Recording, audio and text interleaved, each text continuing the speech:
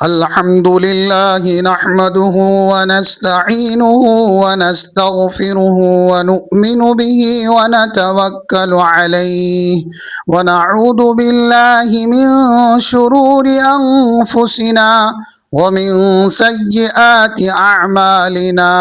من يهده الله فلا مضل له ومن يضلله فلا هادي له، ونشهد أن لا إله إلا الله وحده لا شريك له، ونشهد أن سيدنا ومولانا محمدا عبده ورسوله. أما بعد فأعوذ بالله من الشيطان الرجيم. بسم الله الرحمن الرحيم.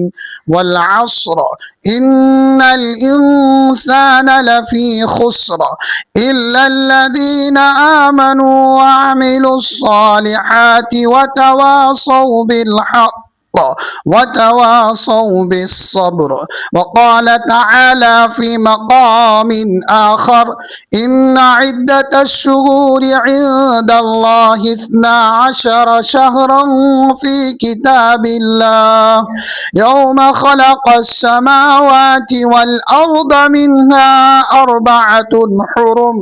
صدق الله العظيم وصدق رسوله النبي الكريم، ونحن على ذلك من الشاهدين والشاكرين والحمد لله رب العالمین۔ رب العزت نے کائنات کی تمام چیزیں انسان کی تخلیق کے لیے پیدا کی ہے، لیکن انسان کو اپنی بندگی اور ایک خاص مقصد کے لیے تخلیق کیا ہے۔ اس مقصد کی تکمیل کے لیے جو سب سے قیمتی سرمایہ ہمیں عطا کیا گیا ہے وہ وقت ہے۔ وقت ایک ایسی دولت ہے جو خرچ تو ہوتی ہے لیکن اسے دوبارہ کمایا نہیں جا سکتا۔ آج ہم جس دوراہے پر کھڑے ہیں یہاں 1 سال رخصت ہو رہا ہے اور دوسرے کا آغاز ہے۔ دنیا کی نظر میں ایک ہندسہ بدل گیا ہے۔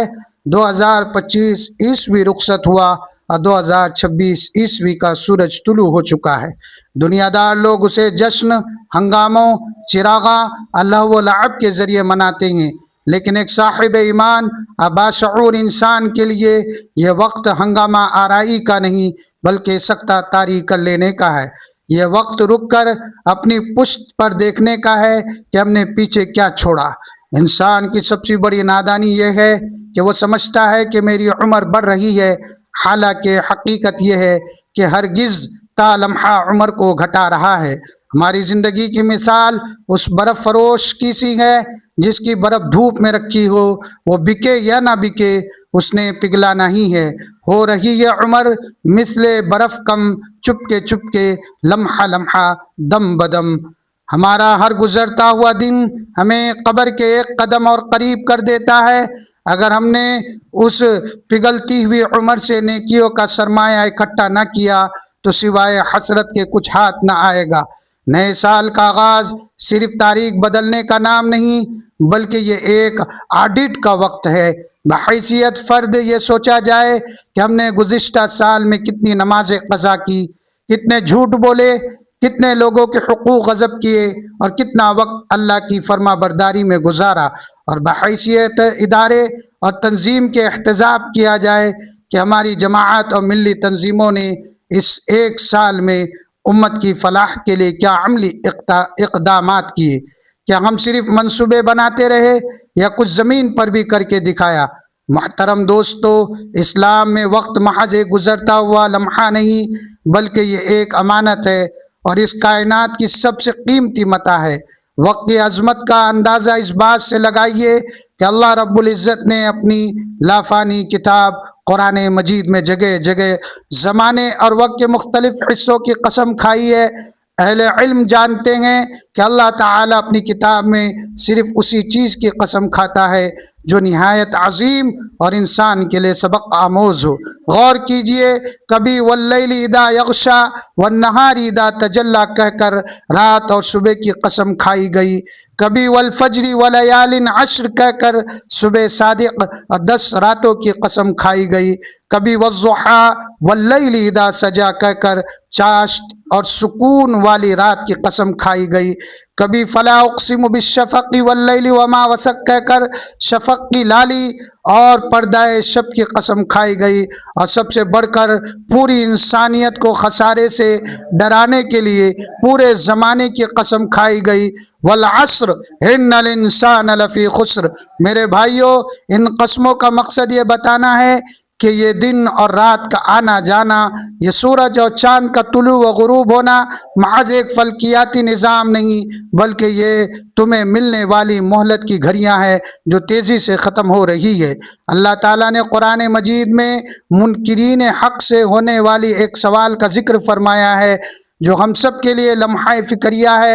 ارشاد ہوتا ہے اولم نعمرکم ما یتذکر فیہ من تذکر، کیا ہم نے تم کو اتنی عمر نہیں دی تھی جس میں نصیحت حاصل کرنے والا نصیحت حاصل کر سکتا؟ قیامت کے دن انسان یہ عذر پیش نہیں کر سکے گا کہ مجھے موقع نہیں ملا۔ حضور اکرم صلی اللہ علیہ وسلم نے صاف طور پر ارشاد فرمایا کہ قیامت کے دن کسی بندے کے قدم اس وقت تک اپنی جگہ سے نہیں ہل سکیں گے جب تک اسے یہ نہ پوچھ لیا جائے کہ عمر کس کام میں گزاری اور اپنی جوانی کہاں صرف کی۔ حضرت عبداللہ بن عباس رضی اللہ عنہما سے مروی ہے کہ نبی کریم صلی اللہ علیہ وسلم نے ارشاد فرمایا نعمتانی مغبون فیہما کثیر من الناس الصحت والفراغ، دو نعمتیں ایسی ہیں جس کے بارے میں بہت سے لوگ دھوکے اور خسارے میں مبتلا ہے، ایک صحت اور دوسری فراغت۔ عزیز بھائیوں، ہم سمجھتے ہیں کہ جب ہم فارغ ہیں تو یہ وقت کاٹنے کے لیے ہے، یاد رکھیے وقت کاٹا نہیں جاتا، وقت کے سینے پر نیکیوں کے نقوش ثبت کیے جاتے ہیں۔ جو قومیں اپنا محاسبہ خود نہیں کرتی پھر زمانے کی طاقتیں ان کا گریبان تھامتی ہے۔ آج اگر ہم زوال کی دلدل میں ہیں تو اس کی بڑی وجہ وقت کی بے رحمی ہے، بربادی ہے۔ ہم نے وقت کو مارنا سیکھ لیا ہے حالانکہ وقت ہمیں مار رہا ہے۔ جس امت کو وقت کا سب سے بڑا قدردان ہونا چاہیے تھا، آج وہی امت وقت کو سب سے زیادہ بے دردی سے ضائع کرنے والی بن چکی ہے۔ اللہ تعالیٰ نے اسلام کے پورے ڈھانچے کو وقت کی زنجیر سے باندھ رکھا ہے۔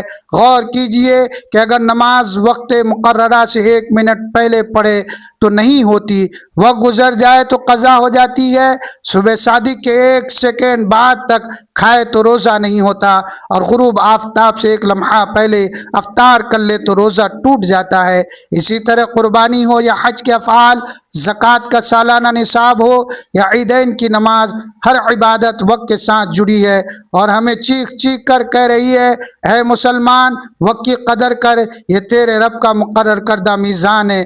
لیکن افسوس کہ آج وقت گزاری، ٹائم پاس ہماری زندگی کا سب سے بڑا مشغلہ بن چکا ہے۔